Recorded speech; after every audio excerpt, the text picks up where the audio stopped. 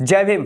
दोस्तों, जो लोग कहते हैं ना कि भगवान कण कण में है और वर्ण व्यवस्था कर्म के आधार पर है, ये वीडियो उनके लिए है। ध्यान से सुनना।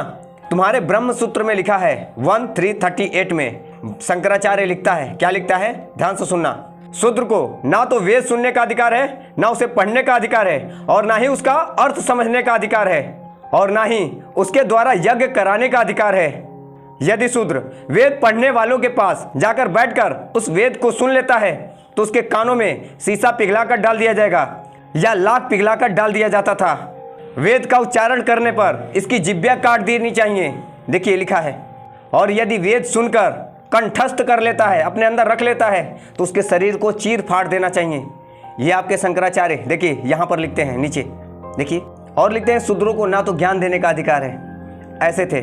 तो आप बताइए इसमें कण-कण में भगवान कहाँ हैं? अगर कण-कण में भगवान होते तो हम लोगों में भी होते। तो ये शंकराचार्य हम लोगों को चीरने फाड़ने की बातें क्यों कर रहा है?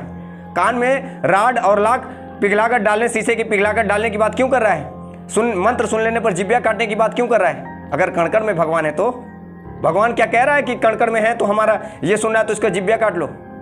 अब आप बड़ी बड़ी फेंकोगे। और क्या कह रहे थे कि कर्म के आधार पर वर्ण व्यवस्था है, कर्म के आधार पर है।